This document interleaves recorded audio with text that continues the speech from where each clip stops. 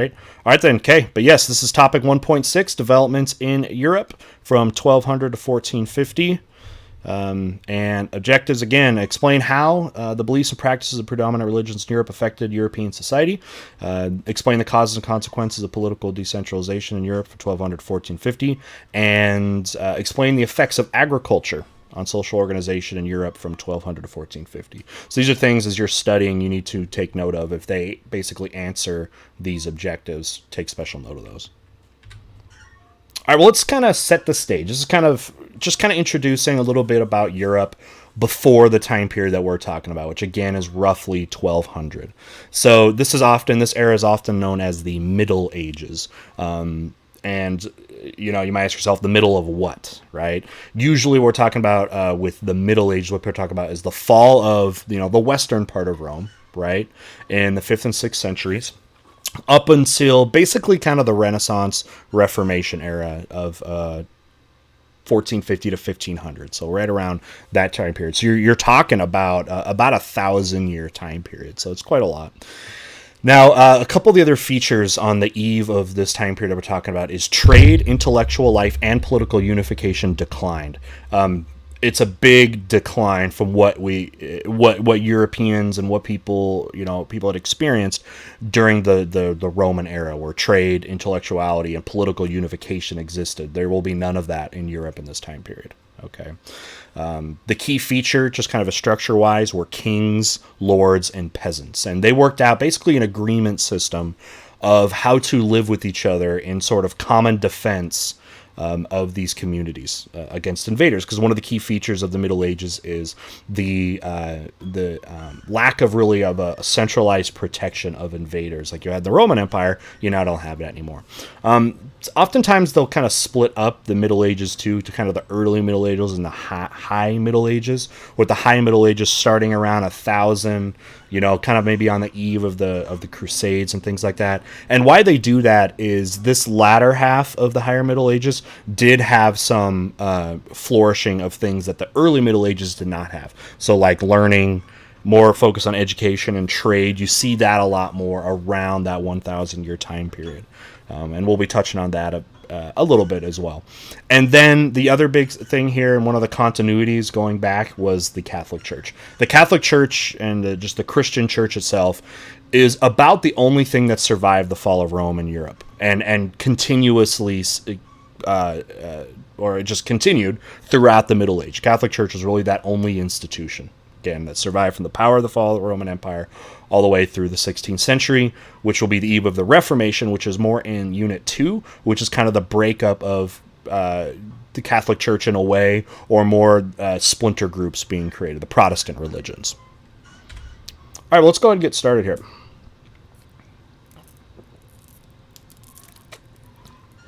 Got my apple juice. Okay. All right, we got to start with feudalism. So feudalism is both a political and a social system, and really an economic system as well. And this is the key structural foundation of Europe. Okay, and again, this is different than what Europe had experienced in the in the Roman Empire, which had a lot of centralization. So what feudalism, kind of by definition, is it's a decentralized political organization based on exchanges. Okay, of basically land and a life for loyalty. Okay, it's a relationship between different types of people, because there is no centralized authority in Europe anymore. You are more reliant on those around you to give you a livelihood. There's no Roman Empire anymore, so the people that can protect you and give you a life, you give loyalty to. And you kind of have to do that. Going on sort of your own, in a way, in Europe is not really a viable option in this time. You're prone to attacking because there is no centralized military force to be able to protect you, and also an economy to be able to build your life on. So here's a little bit about how this works. At the top of sort of the chain here, I'm going to give you a visual representation, kind of a social pyramid here in the next slide, but just to introduce it a little bit, what we got here is you have a monarch. You have somebody that is powerful, wealthy, has land, and these people granted their land and their sort of wealth that way. And these lands that they granted were called fiefs. Heard it say different ways. And those would be given to lords. Now, lords were people, again, that pledged their loyalty to the monarch, because the monarch gave them land to be able to work, give them a livelihood. In exchange, the lords work that land. Okay, they work the land. Now, the monarch often owns that land, like specifically, but the lord maintains that land. So, again, in return, the lord becomes a vassal. This is a term. A vassal is basically anybody that owes something, owes service of some kind to somebody else of a higher status. You pledge your loyalty. That's what a vassal is. Okay, now, a lord cannot, on their own, protect this land. Okay, not themselves. So what they do is give land and privileges to a specific group of nobles that are known as knights. Now, the job of a knight isn't necessarily to work the physical labor of that land, but to protect that land. And the society is such that these knights can basically become professional warriors. This is the closest thing you have to a centralized, in a way, military, right? And again, these people are basically pledging full time to the Lord to protect the land, to protect the Lord, and also to protect the people that work that land. Okay, and they get privileges from that as well. And they are able to do that basically full time. Now, those lords also, as far as working the actual land, that goes to peasants. So what a lord does is give land to peasants and protection through his knights to peasants. And in return, what the peasants do is they work that land.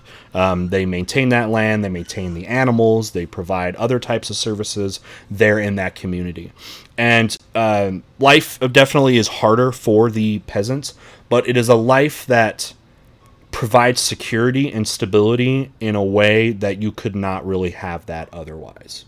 Okay, and we'll talk more about that in a second. But you have peasants. So you have these different social classes, and they're very rigid, and very little mobility actually ever happens. Okay. So I know it's kind of a cutesy one here, but here's basically the kind of social pyramid for medieval Europe here. So you have a monarch, right? You have a monarch up here at the top. And that person then gives land, as you can kind of see here. So on the right side, it's like the downward connection, and then you have the upward connection on the left. So start on the right here. The king basically gives land to these nobles. The king can't operate itself. He finds very noble very loyal, noble people to give that land to, and then sort of thanks for that, they pledge their loyalty to the kings.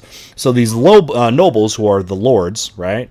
Okay, they then basically employ, and they're almost always from the noble class, the knights. Knights were usually, they were from noble families, okay? And their job was to maintain the land and provide protection for the lords. And in exchange for that, or they get that land and those privileges, and to be able to become a full-time soldier and pledge that loyalty back to the nobles there. And then the big jobs, of course, for the knights is to protect the people, the peasants that work that land. The peasants, or a term we're going to use, serfs. Right? So the peasants, yeah, they're working here. Now what the peasants do is they offer food and services for the knights. Basically what the peasant class does, they do the work that basically enables knights to be full-time soldiers.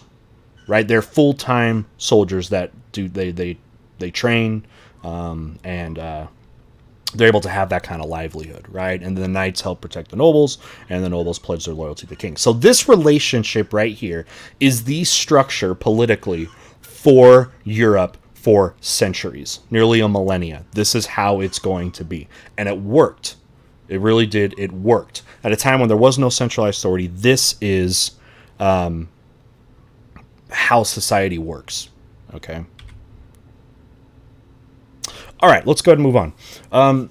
Now, the feudal economy and everything is based on agriculture. One thing you actually do not have much of here in the Middle Ages is cash wealth.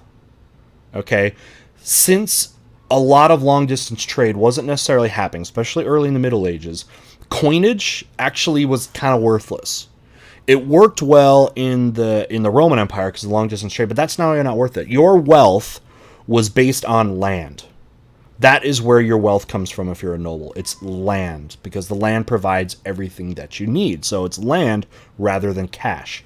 Okay. Now, the feudal system also incorporated this idea of code of chivalry, specifically for the knights there, chivalry. It's basically this unwritten set of rules for honor, courtesy, and bravery. You've heard of that, like in the picture I put, like a code of chivalry is like process of like being knighted.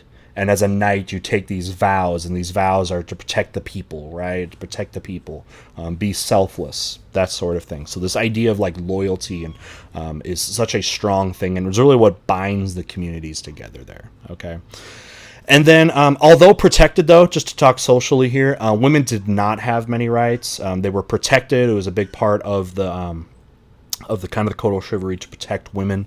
But women did not necessarily have many rights in a larger sense in this time.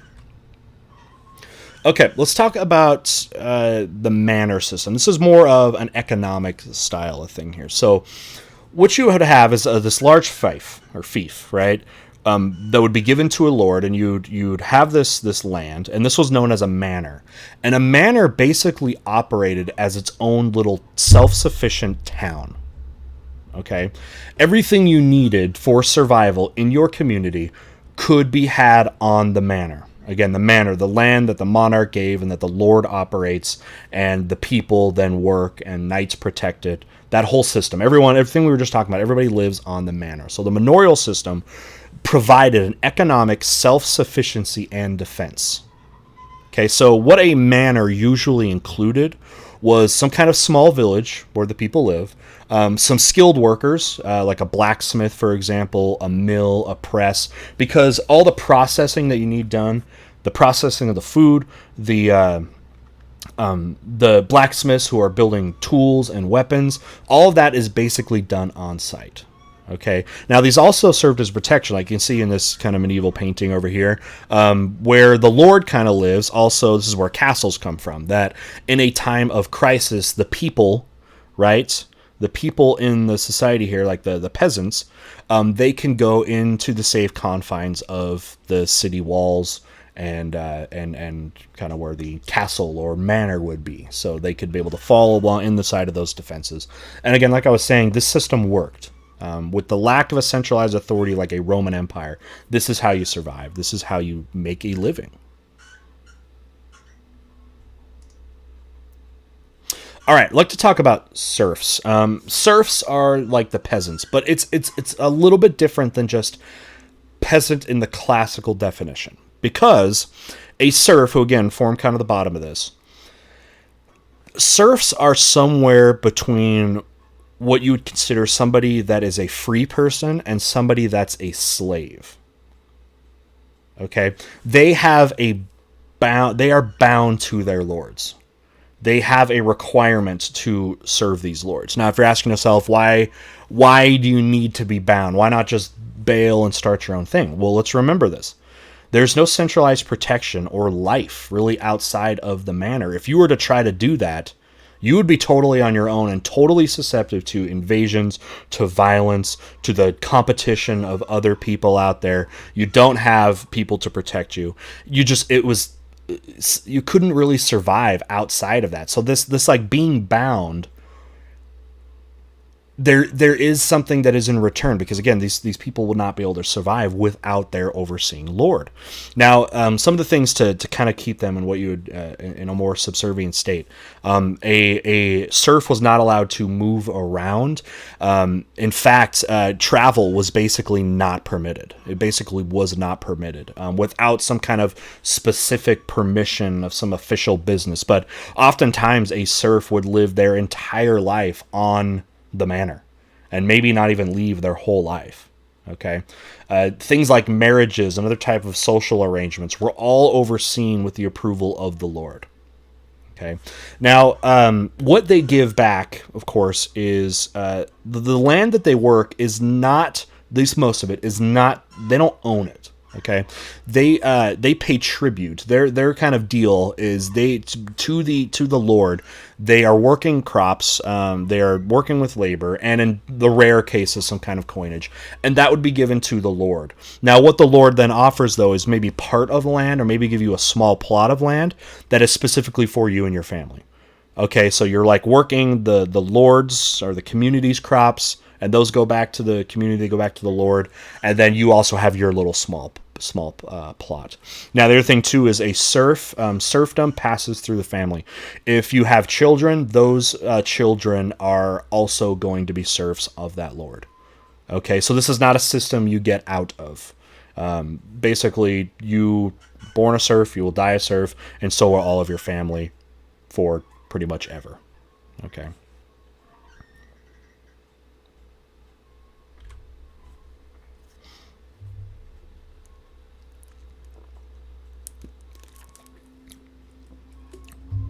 Okay. In the higher Middle Ages, you got a few breakthroughs that really started to change almost every aspect of society. And actually, a lot of people will consider this to be a sort of a second agricultural revolution. The first agricultural revolution basically being the first domestication of plants and animals and irrigation. This is kind of a new thing where you're adding a little bit more aspects of agriculture, both technologically and just methodologically, to agriculture, which is going to really, really increase its productivity. And one of the things that helped encourage this was a new kind of agricultural system known as a three-field system. And I'll explain this just real quickly. And overall, what this did is greatly improved agricultural productivity. So here's basically how the three-field system works. You have your plot of land and you divide it into three different parts. And each of these parts are going to have a different purpose, both short-term and long-term. And so what you would have is one field would be planted with usually either wheat or rye. And of course, this provides, food, but you plant that on that third of land, okay? And then a second field is planted with a different type of product, okay? And that would be a lot of it, especially in Europe, was with legumes.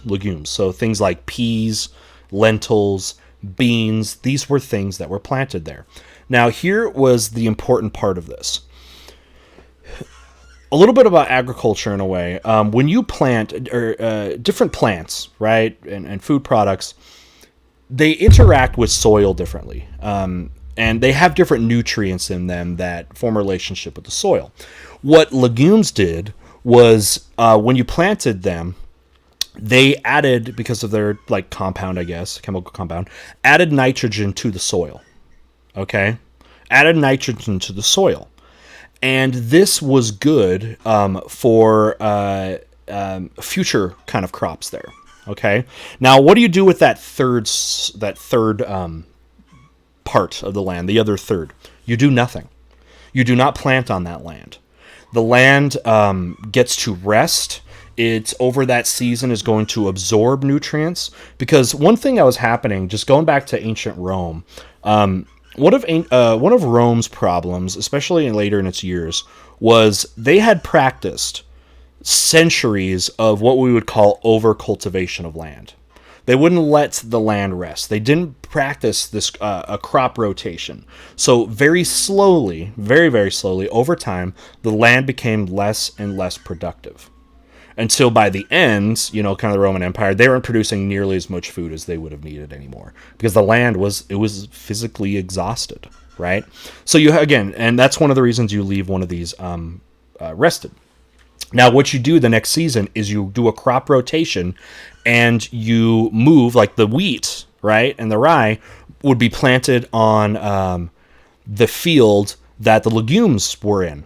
And since those legumes put in nitrogen into the soil, nitrogen is a very important part of growing. So that was very productive for that wheat production. And then you might put those legumes or whatever, whatever you're planting, into the plot that had rested for a year. And then maybe that wheat field, the one that you really need to be the most productive because it provides the most food, that next year that is put to rest. So this is a really important thing. Now, there's some discipline that has to be taken here, because as a farmer, it might pain you to sit there and think that you're only actually farming on 2/3 of your land. You might feel like, man, I'm losing 1/3 of my productivity. But the thing is you have to think longer term, right? That this actually in the end is going to be more beneficial for you and your family in future generations. This could be a generationally effective thing. So when they started doing this, we started seeing more agricultural productivity, even if they're only using 2/3 of the land. And because of that, you get more food, and there's a domino effect from there. More food always means more people. More people changes society and the way you need to do things. This is a beginning of a domino effect that really is going to change society for the next few centuries. Okay, so just like a visual example of what you'd be doing with these, with the crops. So you'd have a field, right, that's growing wheat or rye. Follows that's the resting land. Like, you do not grow anything here. Okay, and then you've got like your legumes and other things, different types of agricultural products there. Because again, remember, different plants and foods or whatever, they interact with the soil differently, have different nutrients. They absorb specific nutrients and they give back certain nutrients. So yeah, you do that. And then the next season, what you would do is rotate this. Like, everybody move one to the right, or one clockwise here. Wheat fields go into the fallows, the rested, non-planted land, and then legumes, they go into the more depleted land, or whatever, you know what I mean? I forget exactly how the rotation works, but that's the general idea of what we're talking about here. Okay.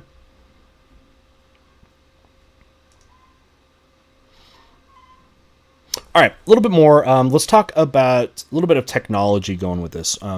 With the increase of productivity as far as growing the land, also necessitated better ways to farm and process such agricultural things. So, a couple technological developments. One is the harnessing of wind for windmills, which the wind picks up, spins the blades of the windmill. You can then attach that to some kind of axle. You can make a grinding mechanism out of it.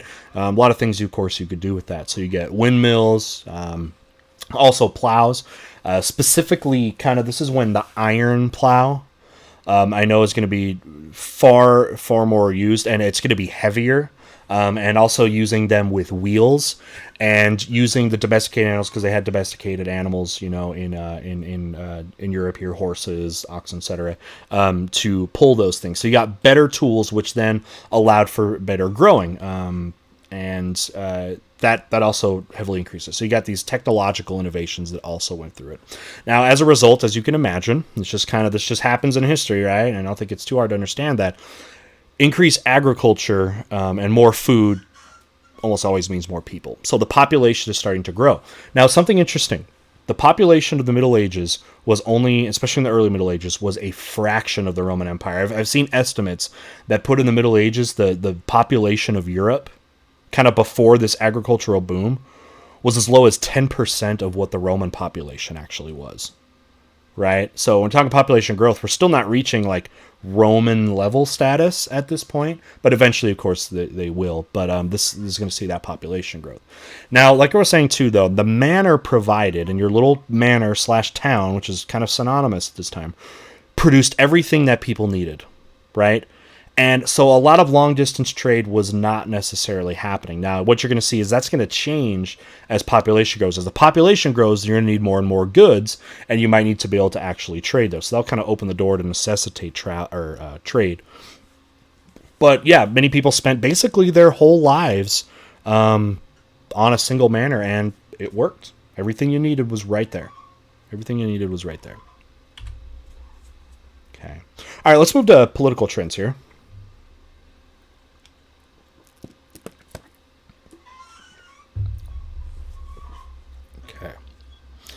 All right. So political organization, how is this out? We've already kind of talked a lot about how there's no real centralization in Europe at this time.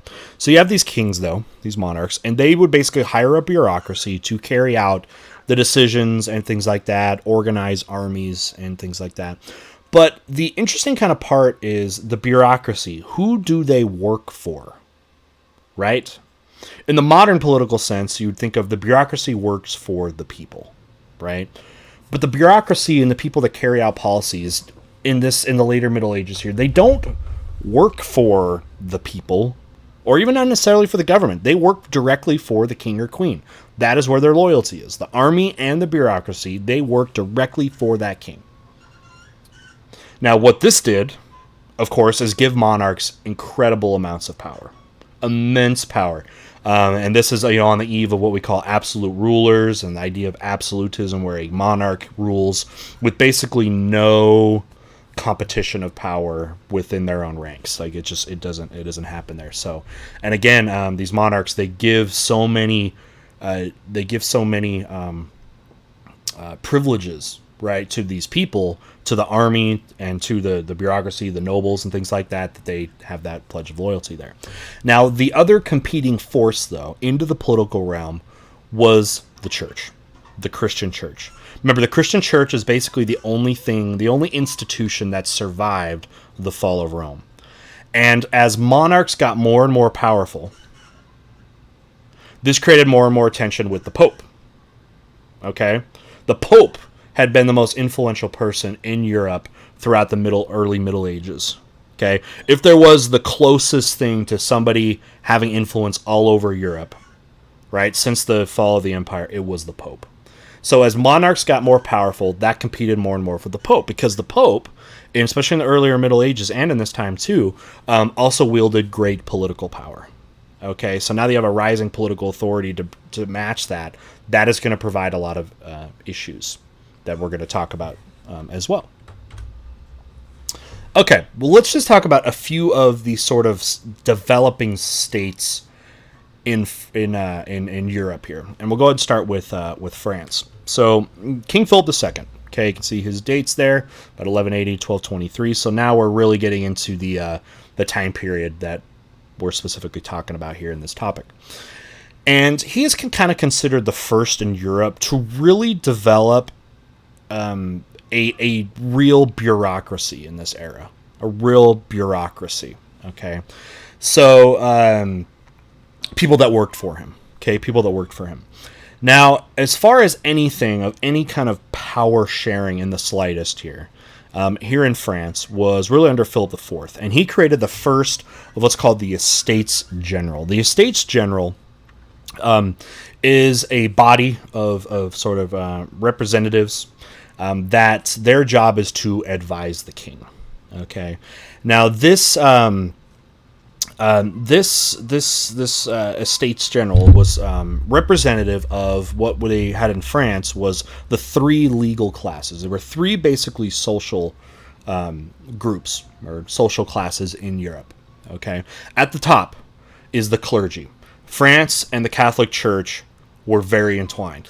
The Catholic Church is strong there, and it's going to be for a long time. They were also known as the First Estate. Okay, they're at the top. Although of the three estates, they are the smallest. They only make up about 1% of the entire population. Okay. Then there was the nobility. The second estate is the nobles. They also are a minority in society. Nobility probably makes 2-3% of the actual total population, and then that leaves to be honest, about almost 97% of the people were commoners. They were, and that's a big range of people because especially later on when social classes, there's going to be more like middle class later on in later Europe, can include a lot of people, merchants, farmers, artisans, lots of different things. Now, the tricky part of this is the first two estates had immense amount of privileges. Okay, although they are the two wealthiest estates, they were exempt from taxes. Okay, they were exempt from taxes. I think this is the way that the monarchs can get the loyalty of these people. Okay, the church, first off, owns probably 10% of all of the land in France, even though they're like 1% of the population. They don't pay any taxes on that land, so that's a lot of money. And that also creates more of a positive relationship with the church, because it's like, we're giving you guys kickbacks and that sort of thing. And then the nobles, they own about the next 25% of land. So, in all honesty, the first two estates control about a third of all of the land in France. Now, remember, we said this before, in basically this feudal structure, land is wealth. Wealth comes from land in the Middle Ages. So you have the richest people with the most assets that do not pay irregular taxes. However, they actually held very, very little political power. They really did not hold much power at all. Now, this is going to set up a lot of issues that you're going to see later on. The French Revolution, okay, in the late 18th century, was very much a response to a lot of this inequality in a way. But you can see the system is going to last for centuries upon centuries. Okay. All right. Another organization here of kind of a resurgence, actually, if you will call it, is the Holy Roman Empire. So the Holy Roman Empire existed back with Charlemagne centuries before this, and there's kind of a revival of it. Now, when you talk about the Holy Roman Empire, you're talking the region usually around Germany, and there was a crowning of a new Holy Roman Emperor named Otto the First. Okay, Otto the First. He's crowned in 962. And kind of hearkening, going back to the coronation of Charlemagne, who was among the original of the Holy Roman Emperors here. And this is interesting. Going back to the Charlemagne thing, the Holy Roman Empire was kind of a weird thing, just from its name itself, right? Holy Roman Empire. And people say that was really does not reflect at all this organization. So they're not really holy because they're not really directed by the church necessarily, although there's a lot of connection there.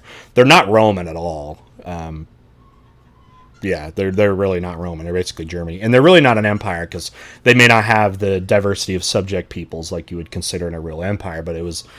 I remember when the Holy Roman Empire was founded, it was supposed to be like a Rome 2.0, but it was far more in name than it actually was in practice. But as the Holy Roman Empire gained in power, there became more and more of a struggle with them and the Pope. Okay, and this also came to head in what's called the lay investiture controversy of the 11th and 12th centuries. Now, it had what this controversy went back to is who should be able to appoint bishops. Now, bishops had political and social power. Okay, and the dispute was who should be appointing these people, because again, they're not really just a religious figure either. They have a lot of other power. So the dispute was, should the secular, like local government, be the one to be able to basically hire them, or should that come directly from the Pope? Okay, and this was officially sort of agreed upon, and they finally came to an agreement with the Concordat of Worms in 1112. And what this basically says, the church basically out of this achieved autonomy from secular authorities. But where this kind of whole controversy comes in is it's one of the big early, like, big confrontations between church and state, which is going to be a huge part of the Middle Ages, is this struggle between secular leaders and the church, and who really has who really is in charge in kind of the big scheme of things. Now, the Holy Roman Empire is being revived here, but was virtually destroyed and crippled by the 30 Years' War, which happens in the 17th century, in the early to mid 17th century, and basically loses power from then. And then it was formally ended by Napoleon Bonaparte in the early 19th century. So it'll be changed a lot in its power and scope and actual territorial control over time. Okay.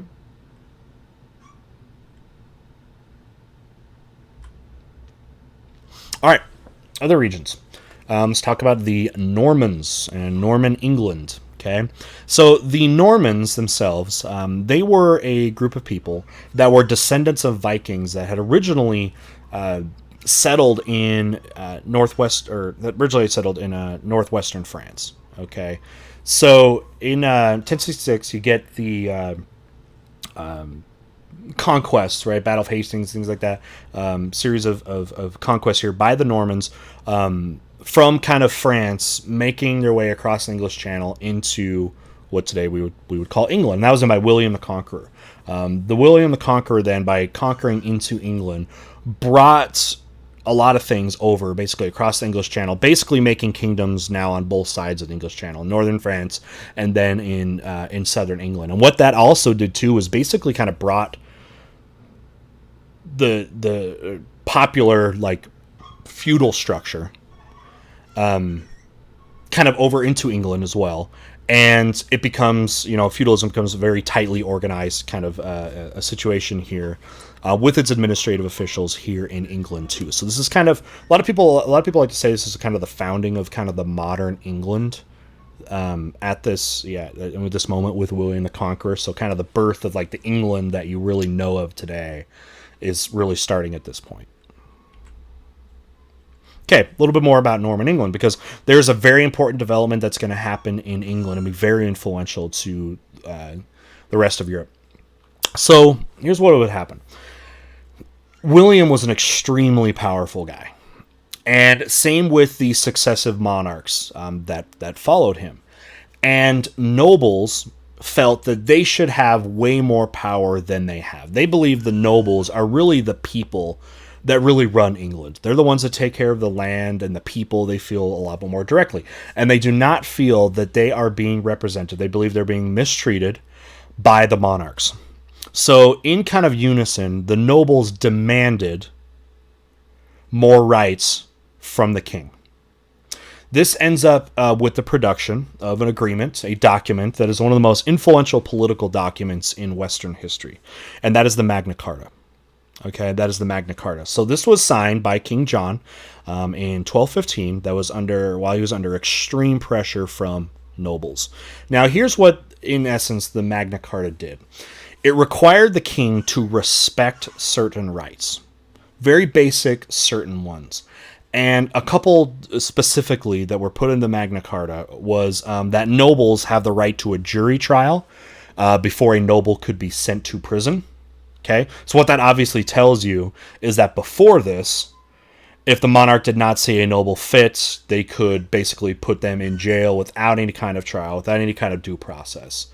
All right, and then also they demanded in the Magna Carta to have the right to be consulted on certain taxes.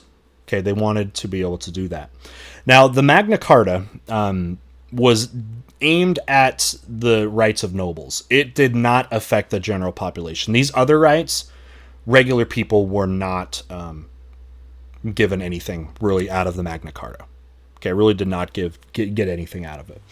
But, so why do we talk about it? Is this thing, is it a big deal? Did it really do much? Well, although it may seem so limiting in what the power it took away in a way from the king, there had really been nothing like this before to check a monarch's power in Western Europe. There really had never been anything like that. It also said, in a way, it did not put kings, like there are laws that apply to a monarch, right? There are things that apply to them. So there's something they have to sort of answer to. And in a way, this is paving the way, in a way, for modern constitutions, which, give responsibilities to leaders as well. They're not above that. They are subjected. They are under control of a document, right? This document has influence over them, right? Rather than the other way around, rather than the backwards way around. Okay. Fast forward a little bit. Okay, a good, 50 years or so after the Magna Carta, and you get the first English Parliament, which is one of the first of its kind of these states in Europe that has representation here. Like you might say the First Estates is kind of similar in that to what was happening in France. This is kind of what's going on over in England, and this is the English Parliament. So what you had was a little bit more representation of the people, and you get these two different kind of branches of the government here, or the representation. You have the House of Lords and the House of Commons. The House of Lords, what they represented was the nobles and the church in England. And then the House of Commons represented the wealthier of the townspeople. Okay. But you're not talking some full-on democracy here, of course. Okay. But you are seeing elements of representation here, although it doesn't trickle down to all of the people. A little copy of some Magna Carta. Good luck reading it, because English at this time was not something that resembles in this language, not really something that resembles what you speak today. But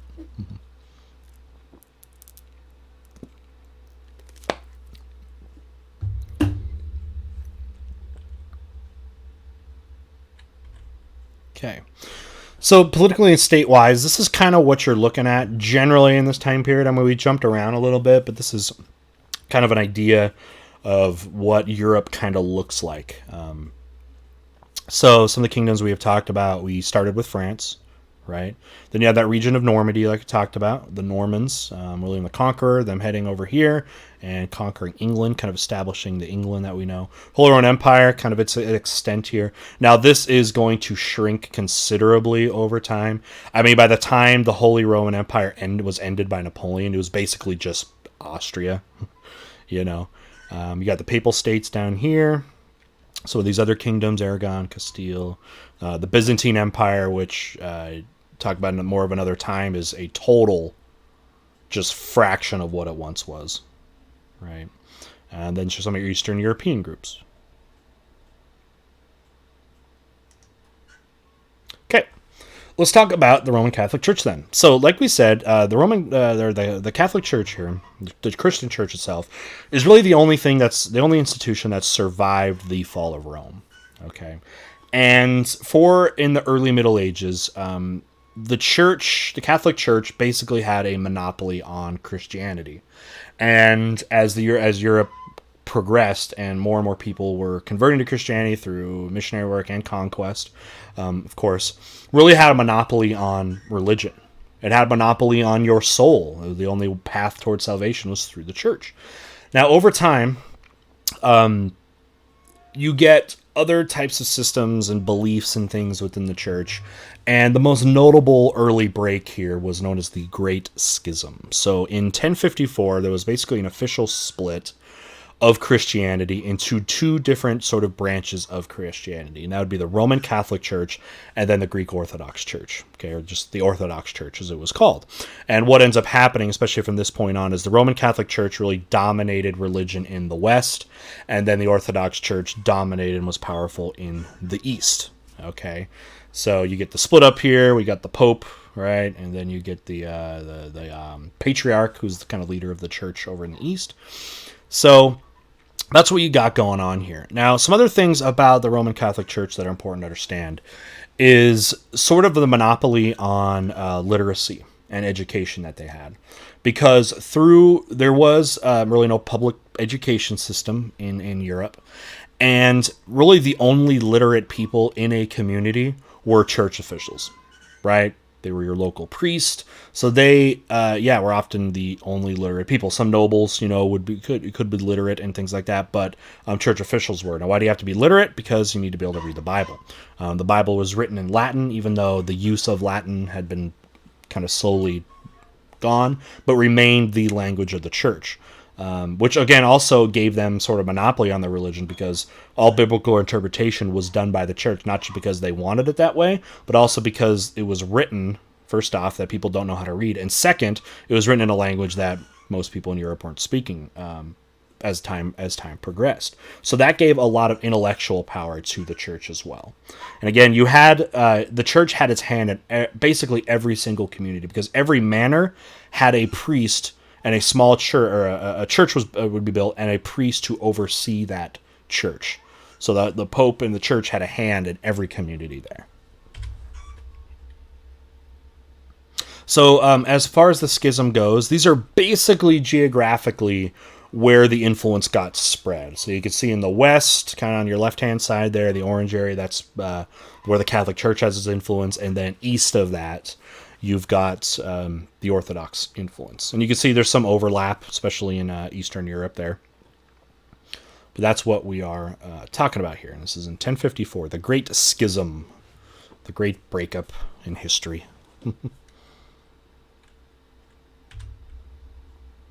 Okay, a little bit more about the influence of the church. So the first universities in Europe were established by the church. Okay, they were established by the church. Sorry, I was supposed to say most. Most philosophers, writers, and thinkers were also religious leaders. Okay, so they might be dealing with things that are not religiously related, but they were usually religious leaders. It could be a priest, whatever, that kind of works in both sort of realms there. Basically, all professional artists were from the church. Now, why? Because the church is basically the only institution that can afford professional art.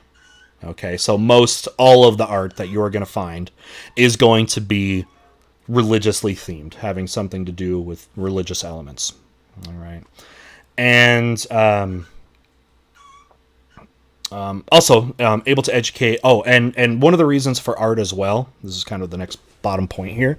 One of the uses for art was a way to illustrate stories about the Bible to illiterate people. So since most people could not read or write, art could be used to teach something. Right? The resurrection of Christ, other biblical stories throughout there. That was one of the purposes of art. Okay, was to be educational. Because people can read, like I said. Okay, as far as the idea of church and state goes, the church held a lot of power, in the feudal system. Because, remember, the church has basically a monopoly on souls in a way. And one of the very powerful tools the church had to exert pressure was through excommunication, which is basically kicking out a church, and the sort of different steps of the church that allow you to get salvation. So being excommunicated was about the most severe punishment you could receive. So churches held a lot of pressure over lords because of that. Okay. And another way that the church could punish a manor is by actually kind of bypassing the Lord and making a bishop cancel church services for a serf. Now you understand these church services are essential, according to the doctrine at this time, for salvation and being a Christian. So you could just cancel church. And that was a huge possible threat and something that could then make serfs disloyal to their lord, because if their lord is getting trouble with the church, then the serfs would again then protest their lord and not be loyal to that person. So having that kind of leverage was huge. Okay. All right, the church had a very, very extensive hierarchy, going from the pope and going to bishops and priests, almost feudal in that way, where it's like you have this chain of command of loyalty as well, and everything is monitored that way. Another key feature that the church had was extensive use of missionaries that spread Christianity throughout Europe, head into the north, head into the east, basically all directions there. And then, of course, later on with the Age of Explorations, missionaries accompanying explorers to overseas destinations. Okay. Another key feature was monasticism. These are the building of monasteries and these full-time church studiers, monks and nuns.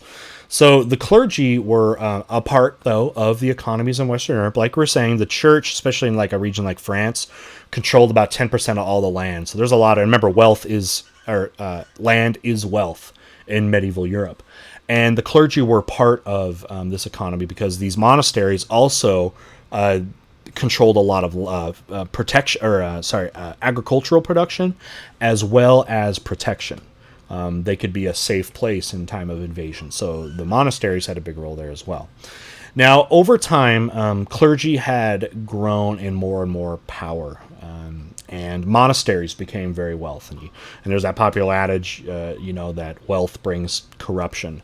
And you really started to see corruption grow in the 13th and 14th centuries as the wealth of the church definitely tied with a lot of corrupt practices. And this was directly responsible for the Protestant Reformation of the 15th century that we'll be talking about more in Unit 3, I believe, is when that comes up. So that is your, Martin Luther, and the creation of Protestant churches breaking off from the Roman Catholic Church. And a lot of that was in response to the corruption of the church. And you can see where that's now starting to begin. All right, let's go ahead and talk about kind of the key conflict that a lot of people talk about, and of course is famous with having to do with Europe, and that is the Crusades. Okay, so a little bit of background of what's going on here.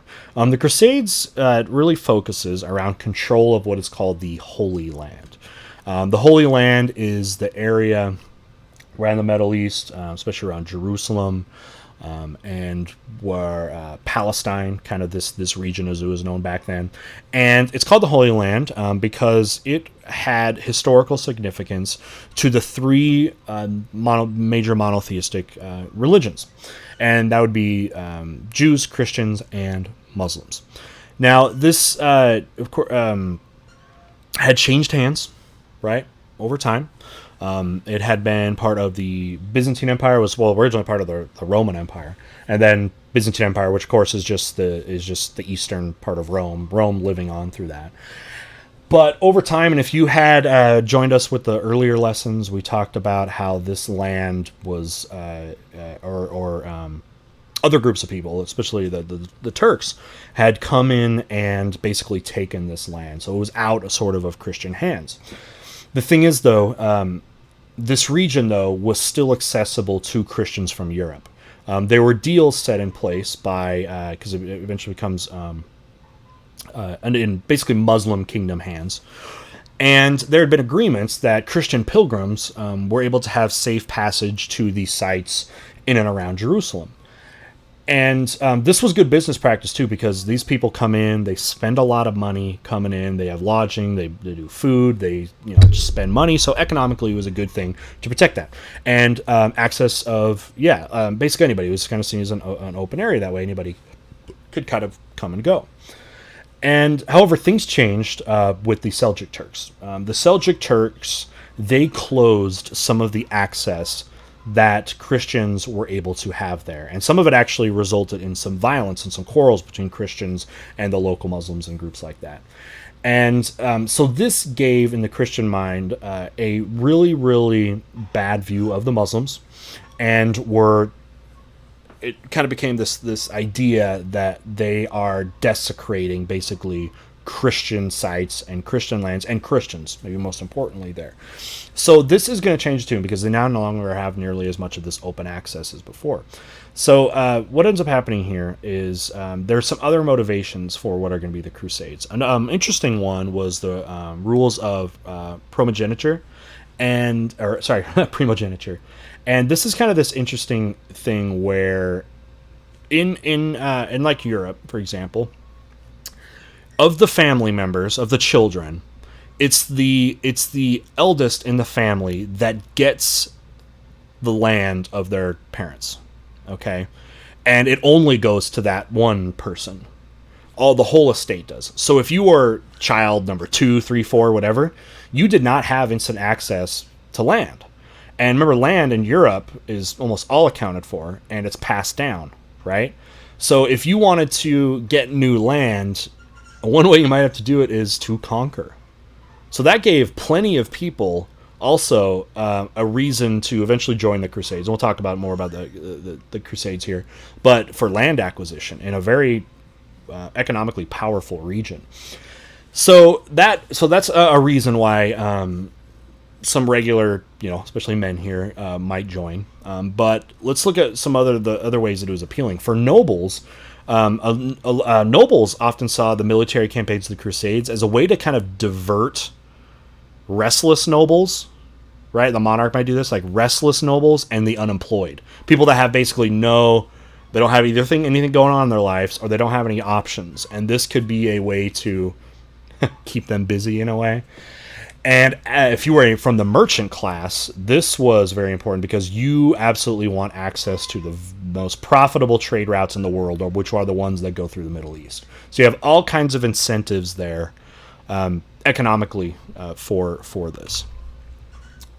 So the Crusades, kind of by definition, are a series of military campaigns, with the first being in 1095 and then going through the 1200s. Okay, and how this became a sort of pan-European thing is the actions that the Orthodox Church had taken. Now remember, this territory had once been part of the Eastern Roman Empire here, and they needed help. The Orthodox Church and the Byzantine Empire, basically, they needed help.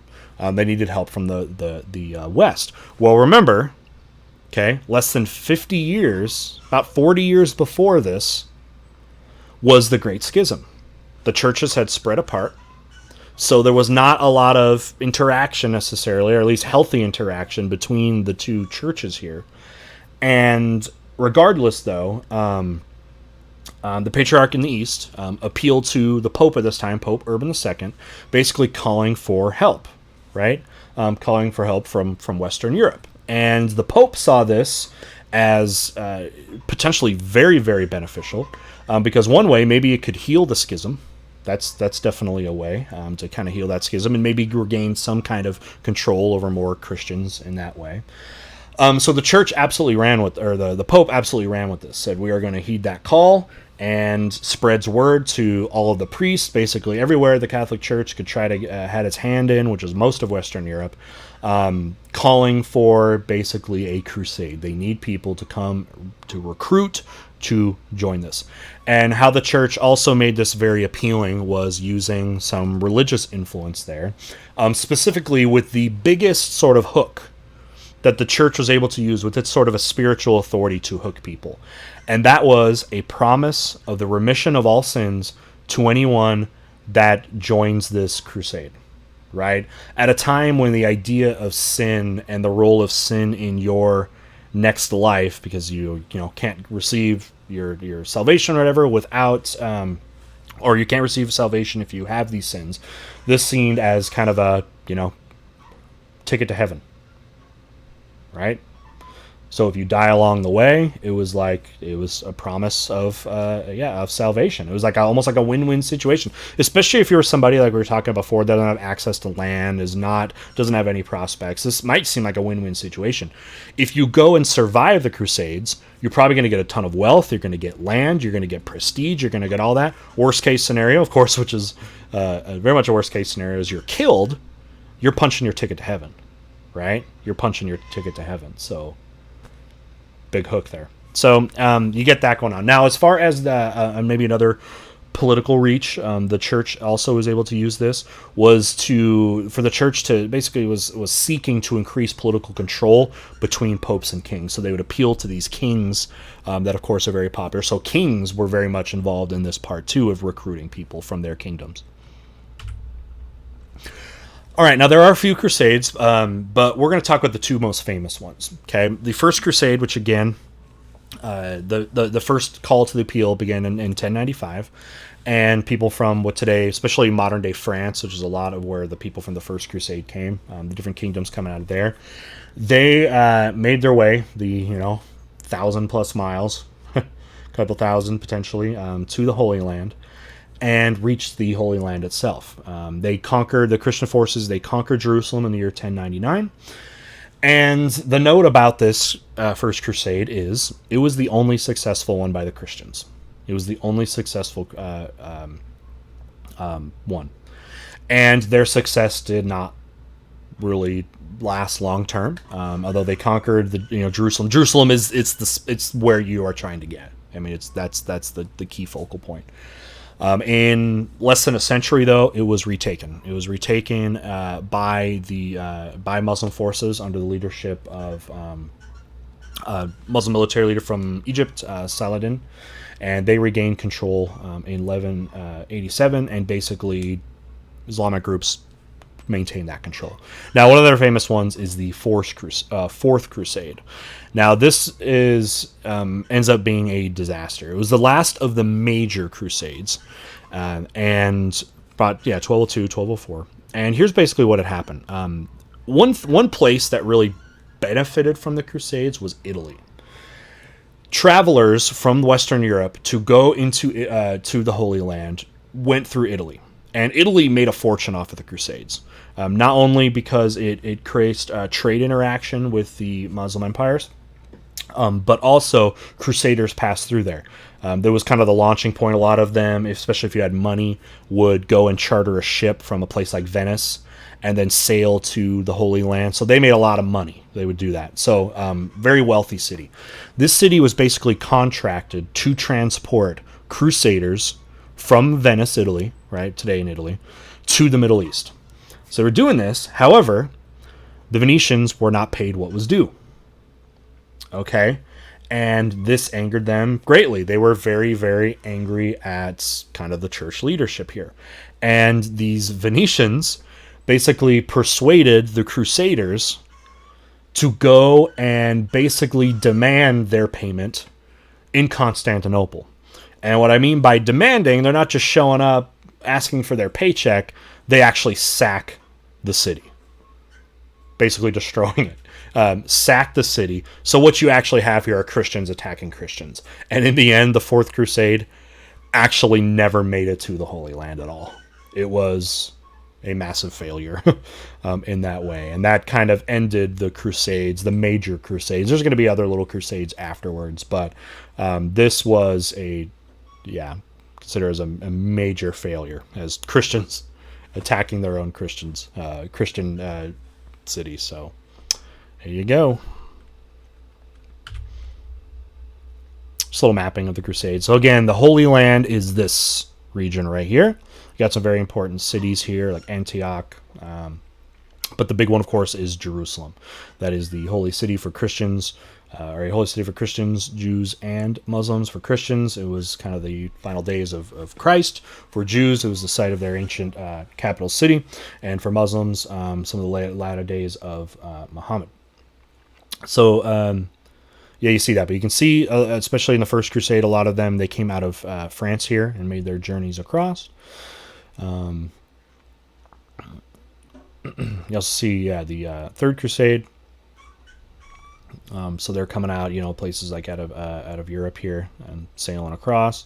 And then the Fourth Crusade, which starts here in Venice, is supposed to go to the Holy Land, but they actually end up going to Constantinople, and Crusaders attack Constantinople.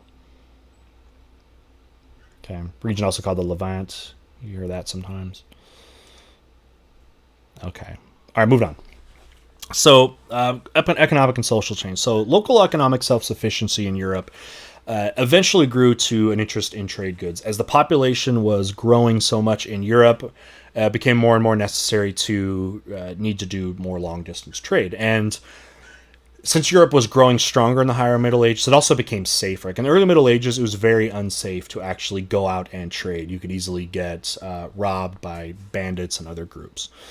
And so you're going to see a little bit more of this expansion. Now, there was a huge influence from traders themselves. Probably the most famous one when it comes to influence of traders was a Venetian trader known as Marco Polo.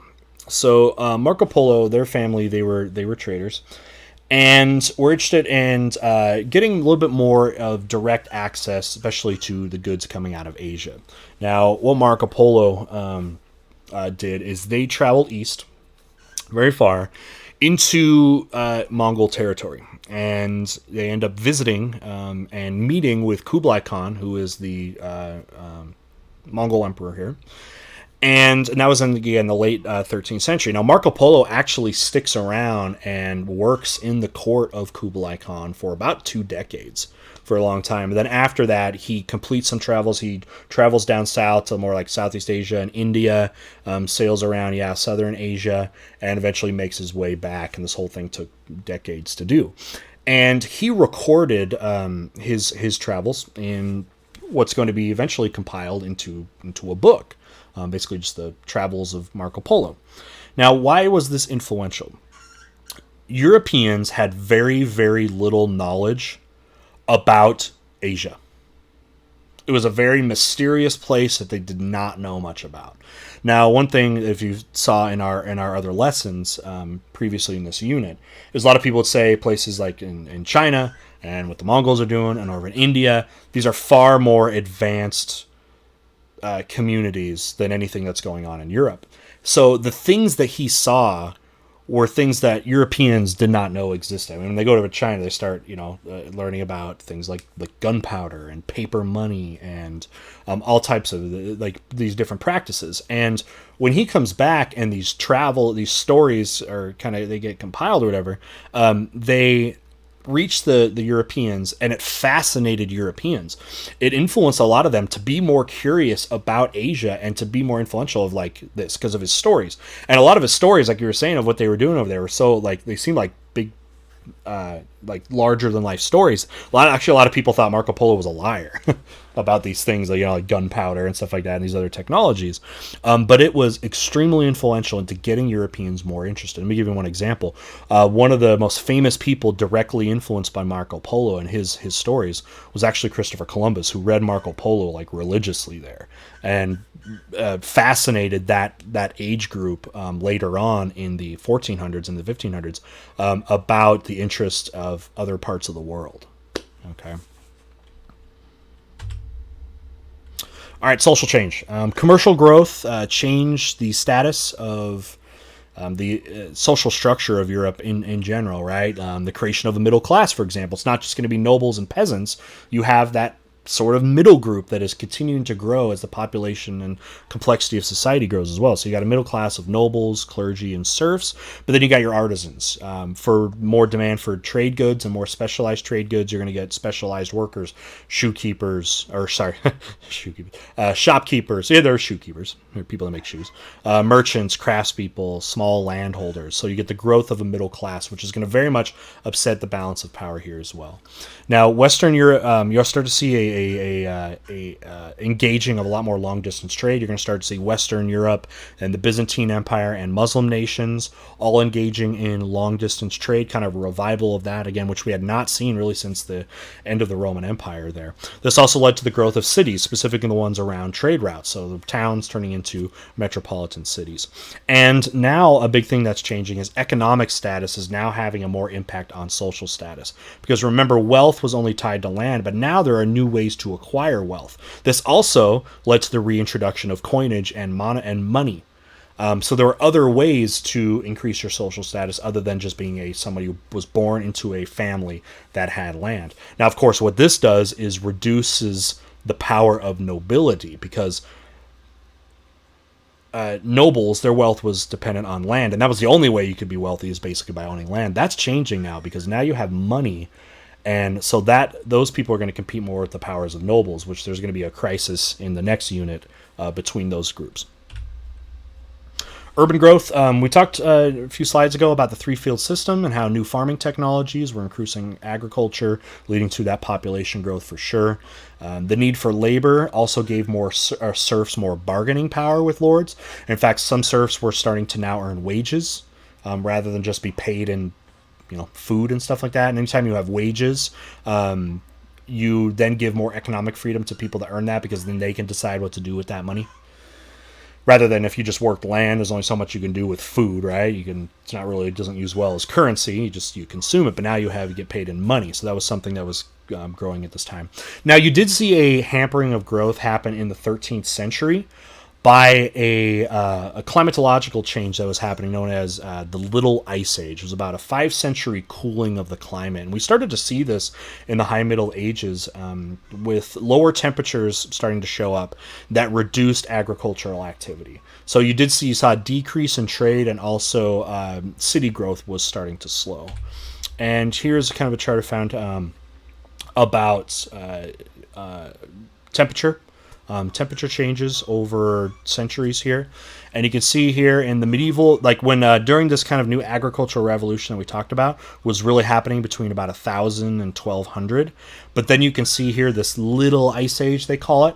You see this steep thing happening between about 1200 to 1700 or so, and then you see it catch up again. So you saw an agricultural decline here in what you see this Little Ice Age.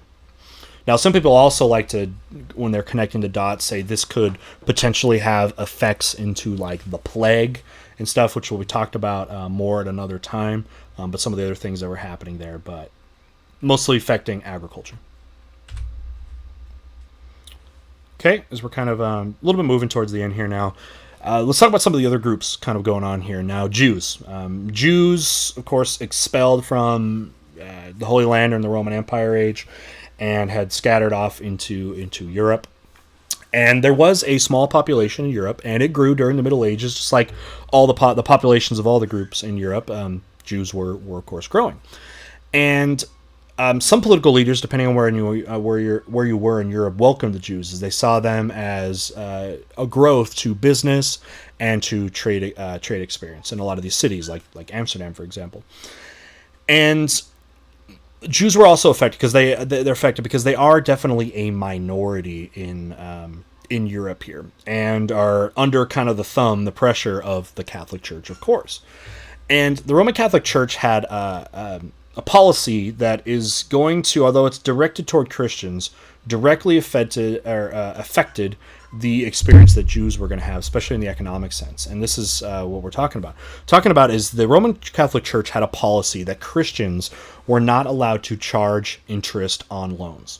Right, as the Middle Ages went on, the more and more need for money to start businesses was accruing, but charging interest on a loan was seen as actually like an immoral practice, basically an immoral practice.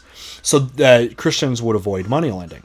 Now Jews, okay, were often barred from a lot of the good positions. Guilds wouldn't admit them. Craft guilds wouldn't admit them. A lot of the profitable, really good businesses and employment opportunities in Europe were barred and eliminated from Jews. Now, with Christians avoiding the money lending thing, that basically allowed, in a way, the Jews to become such employees of that profession of money lending.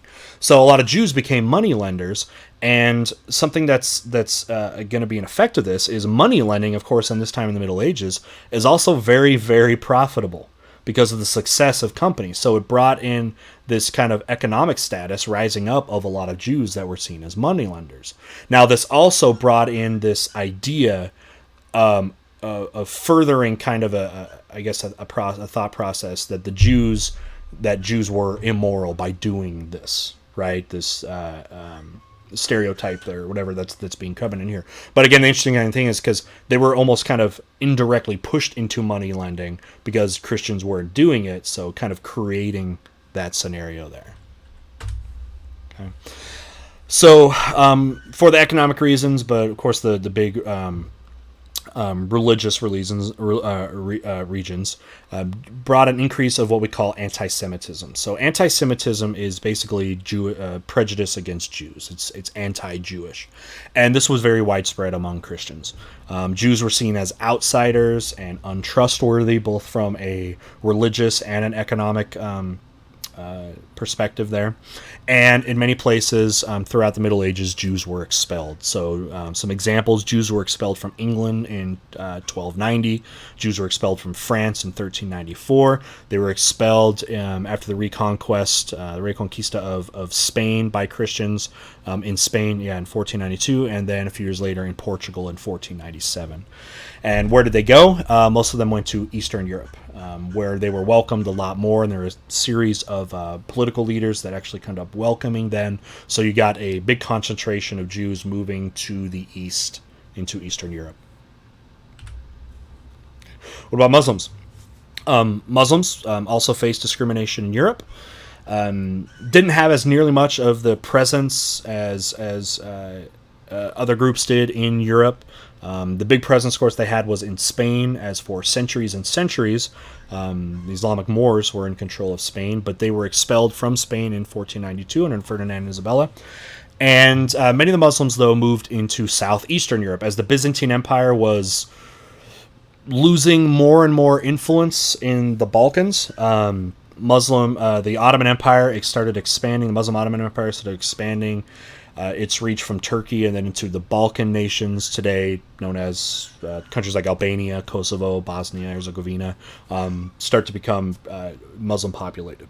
But despite the persecution, something very important, though, is that Muslims and Jews absolutely helped shape European society into what it was. Despite the persecution, yes, had a lot of influence. All right, and then just kind of briefly wrapping up here, the Renaissance. Some people would say the Renaissance is what it's starting to bridge or create the separation of what the Middle Ages and the modern era is. So what kind of is the Renaissance? The Renaissance is the expansion of trade, agricultural growth, and the rise of middle class that sparked creativity in Europe. So the Renaissance was characterized, especially with a revival of interest of classical Greek and Roman culture, specifically with literature, arts, culture and civic virtue, and it's kind of rediscovering these things, which during the European Middle Ages had really been pushed underground and virtually lost.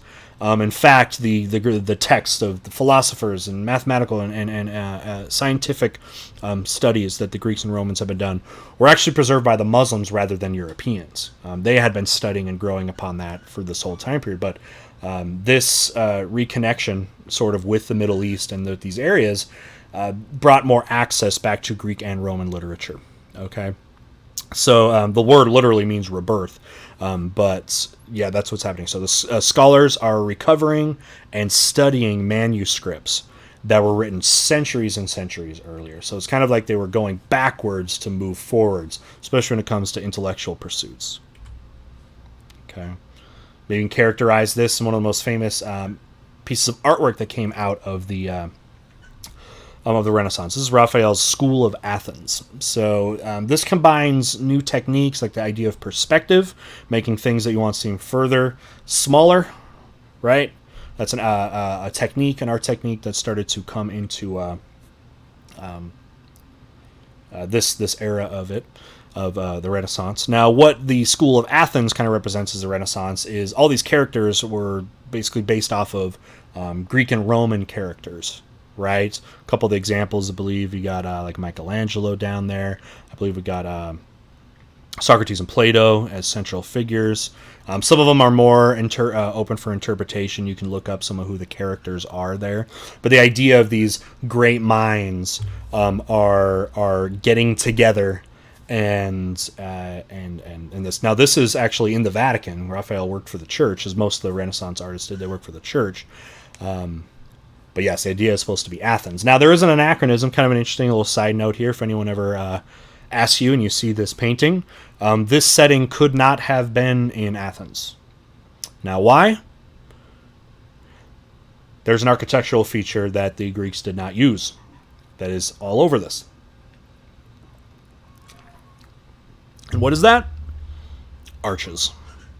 Arches were from Rome, not Greece. So, couldn't have been classical Greece, but inconsequential to the idea. But I always use this. I use this painting as the first thing I actually bring up in the Renaissance because it kind of represents everything: the arts, the intellectual pursuits, the rediscovery of Greek and Roman classics. I think this painting, again, this is Raphael's The School of Athens, is perfect for that. Okay. Now, another key feature of the Renaissance was the interest in humanism. Humanism is the focus on individuals rather than God. I would also maybe characterize it as it's a more focus on secular ideas and then religious ones.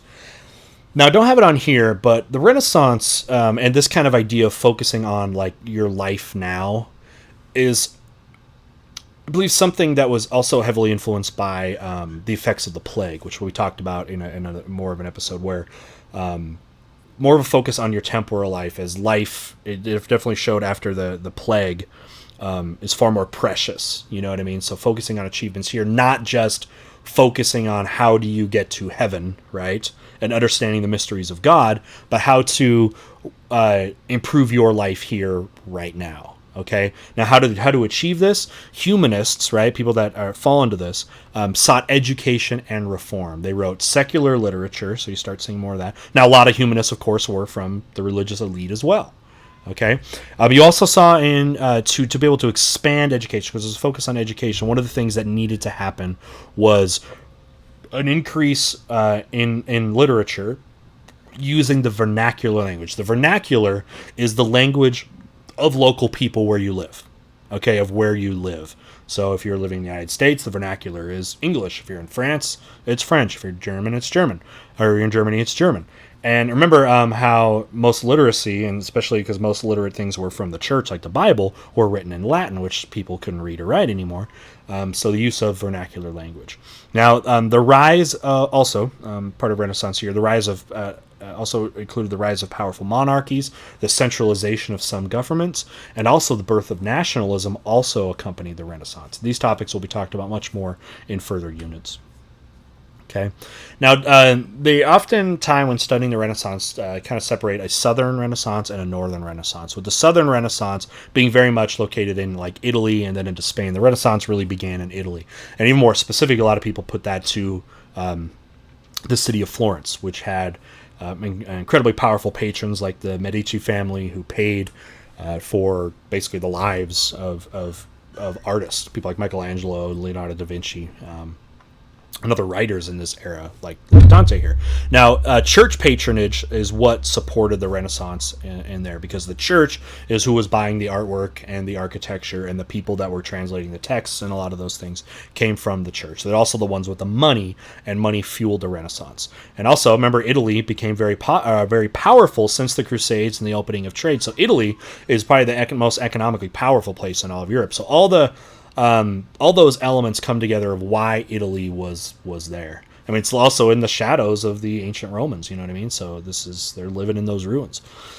But a couple other things that you see, that you have this kind of idea of the church is very much part of the Renaissance. You see it in writers like Dante's The Divine Comedy, which featured hell and purgatory of heaven. Criticism of the church corruption through the vernacular also shows some independence from the church. That's another thing you're going to start seeing in the Renaissance, is writings that criticize the church. So more of a secular viewpoint on religion. And then there's the Northern Renaissance, so that's basically north of Italy. So the Renaissance spread to Northern Europe by about 1400. A lot of that was done. There was, of course, there are Flemish painters and things like that, but a lot in literature. And a lot of these writers were emphasizing, rather than, again, just like there's like religious doctrinal things being written, there was other writings. Again, humanism is focused on the human experience, so you saw a lot of these writers there emphasize human concerns.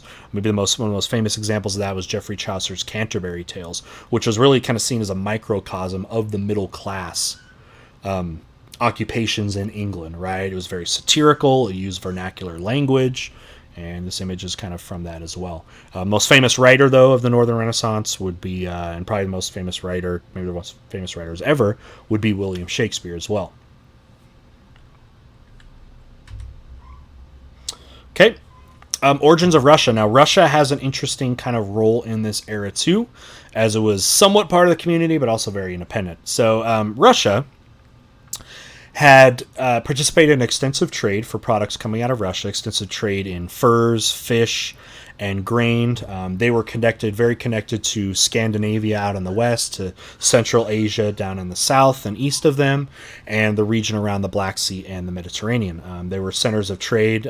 Big center of trade was in Kiev, city of Kiev, which is in present-day Ukraine, and city-states in kind of the region that we call Russia here, involved in trade, were known as the Kievan Rus. So you kind of get this region, it was the Kievan Rus.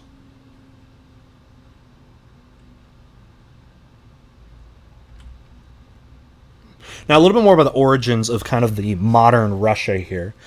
A lot of things changed for Russia when the Mongols showed up. So the region was taken over by the Mongols, and how they basically ruled or had influence in Russia was not direct as much as it was indirect. You're going to get what's eventually going to be like the Khanate of the Golden Horde. And basically what they required was that Russian nobles pay tribute to the Mongols. And this was a common practice the Mongols did. They did a lot of indirect rule. So due to this kind of occupation sort of way of by the Mongols, Russia started to develop more disconnected from the rest of Europe and doing a little bit more of their own thing, especially again under these tribute years of the Mongols. Now, the independence of Russia by the Mongols happened in the late 15th century under the Moscow-based ruler Ivan the Great. Okay, Ivan the Great, and he's the one there. They stopped their payments to the Mongols,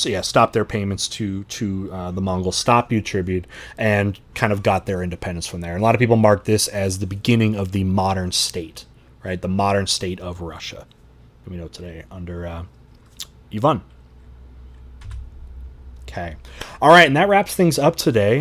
Just to go over real quick some of the historical developments that we had touched on. These are historical developments to keep in mind, and your goal, sort of, as you look at these historical developments and as you study, both with this lecture and in your readings and your class, whatever you're doing, to learn is to be able to provide more evidence and detail to these historical developments. So the ones covered in 1.6, now hopefully now you can provide more detail with is Christianity, Judaism, Islam, and the core beliefs and practices of these religions continue to shape societies in Europe. Europe was politically fragmented and characterized by decentralized monarchies, feudalism, and the manorial system. Talked about that today. And Europe was largely an agricultural society, dependent on free and coerced labor, including serfdom. So hopefully now you can, and with your studies, be able to explain these and provide more detailed evidence as you are studying here. Okay. All right, everybody. That concludes my lecture today. We're going to go ahead right now, and if you're done with this lesson, we'll see you next time. But I want to close out with some of the donations that were happening during the live YouTube presentation of this lesson.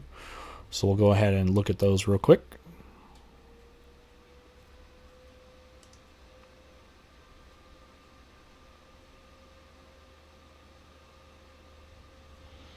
All right, so we had our first donation of the day was from Commander Zoot Helsing from Australia.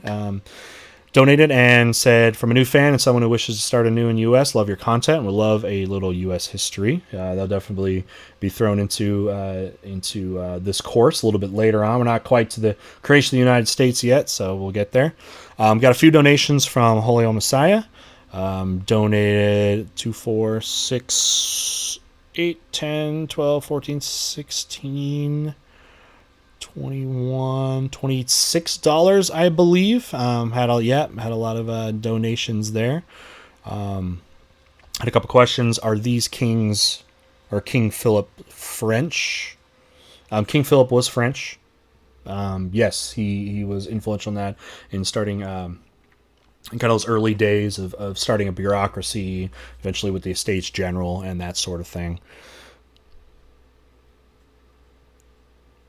And then got one of the other questions, or comments